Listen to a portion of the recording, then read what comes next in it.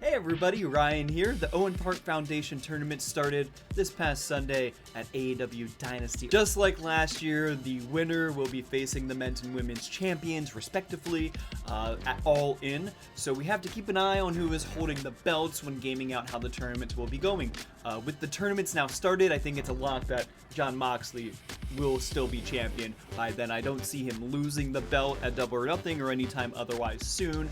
So without much further ado, we're going to be focusing on the men's side in this video. If you want to hear my thoughts about the chaotic women's side of things, you can look at the link somewhere on the, somewhere on the screen, or find out where. And if you like this video, drop a like, and if you don't like it, you think that I'm dumb and stupid and idiotic and all the other things that we'll say about each other on the internet, well, how about you drop a like for that too, and leave a comment for the sake of engagement. Without much further ado, let's jump in with the big stories headed into the tournament. First up, Will Ospreay has been on a tear in recent months. He stated he couldn't go after the world title until he was done with the Don Callis family. Well, Will pointed at the All-In sign after he was done with the Don Callis family at Revolution with that climactic finish to the cage match against Kyle Fletcher. He declared himself for the Owen, says that's my goal. Well, maybe that's what's gonna happen here with him. Kyle Fletcher, speaking of which, and Konosuke Takeshita are the other side of that coin. Fletcher has been a certified star over the last year, including an amazing semifinal showing in this year's Continental Classic. Could he level up to the main event scene? And Takeshita, for his matter, has been a little bit of a belt collector. He held the New Japan Never Openweight Championship, still does today, and he lost the International Championship to one Kenneth Omega at Revolution, and he looks to stay strong and dominant in AEW. And trying to really show up, here is Brody King. He has made a name for himself as a tournament wrestler, appearing in the last two, or the first two, depending on the two Continental Classics. Could he finally win a tournament? We'll find out. Finally, we have Hangman Adam Page. The main character of AEW, or so he says, is defeating the Death Riders the story for the main character? Will he continue down the righteous rediscovery path of who he is, following the unintentional retiring of Christopher Daniels? Or will he let his rage blind him and keep him from his goals yet again? And as alluded to right there with Hangman, all of these men are trying to beat Jon Moxley and possibly compromise the Death Riders to a permanent end. This was a story that many thought was engineered for Darby Allin, but given he likely hasn't even started his climb of Mount Everest yet and the Owen is already starting, I just don't see him coming back for this. And besides, I feel like we've already created a few compelling characters in the meantime who will be just as or possibly more rewarding to see topple the Death Riders than Darby. So let's start on the left side of the bracket, where Will Ospreay defeated Kevin Knight in an excellent first-round match held at Dynasty the past Sunday.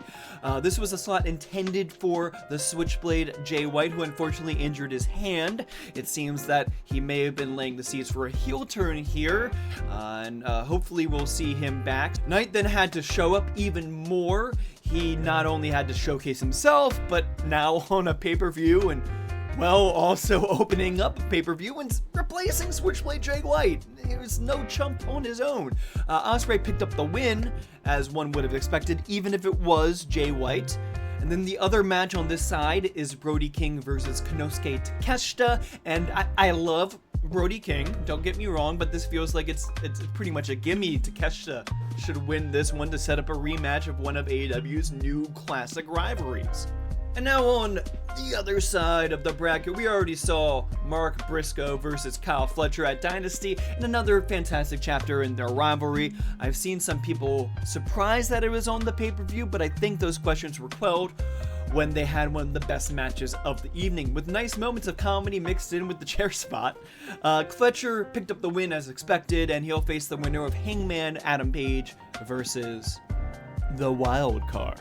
Here's where the men's tournament gets chaotic. The women's tournament every round had a toss-up match, but this one might be the only toss-up of the first round, and it's due to the stories that we could be telling here.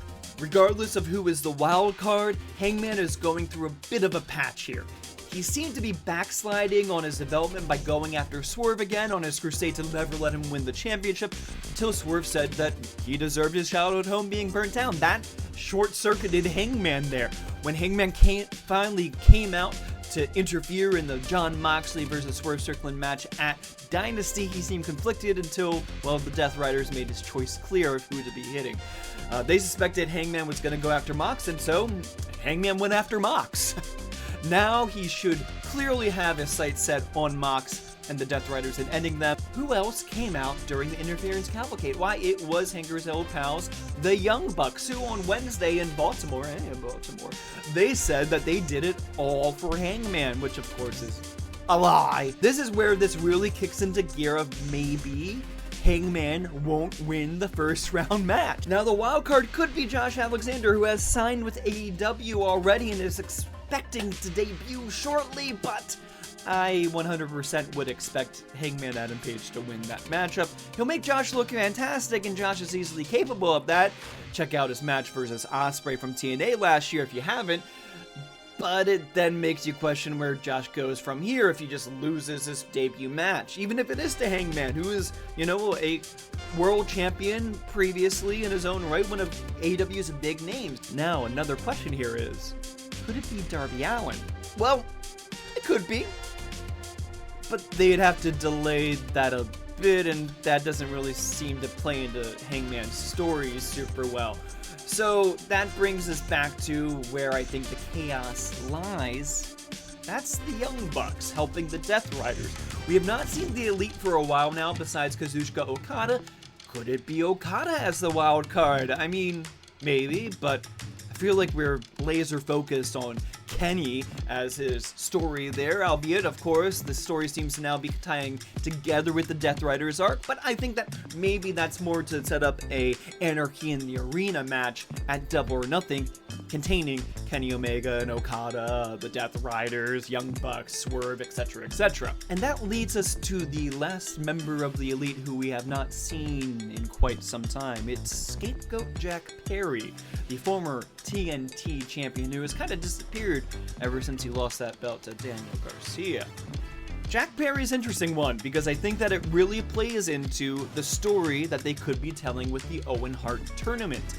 If Jack Perry is the wild card, I would expect him to beat Hangman, give Hangman some more, motivation to go after the Death Riders and the Elite, and be a big rival, Jack Perry would, for, spoiler alert, Will Ospreay in the finals. That would give Ospreay somebody to be his foil in the tournament. I think a lot better as a face versus heel dynamic than the face versus face Ospreay versus Hangman one.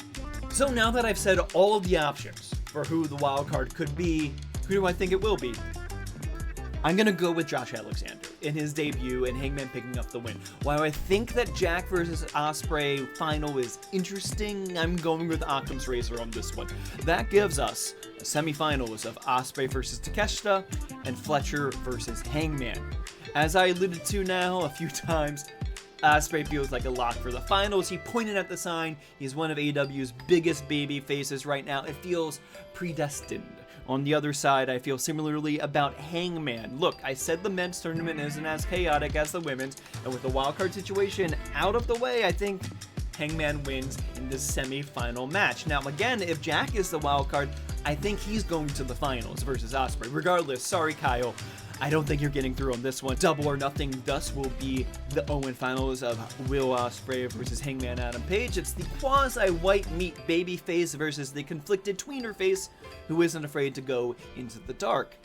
I think that this rivalry will push Ospreay to dig deeper and set himself for the eventual story with Jon Moxley and the Death Riders, while also establishing Hangman as a potential ally to Ospreay in that fight. I have Ospreay winning this one, and as I pointed out in my previous video about the most likely main eventers for All In this year, Mox versus Ospreay feels like a main event match that won't make people, bat an eye or think twice about Omega Okada not going on last.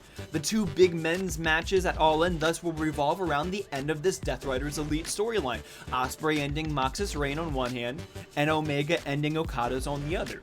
What do you think of my men's Owen Cup prediction? Who do you have winning the tournament? Let me know in the comments below. And if this is your first time here, make sure to subscribe if you haven't done that already. This has been another Pinning Predicament.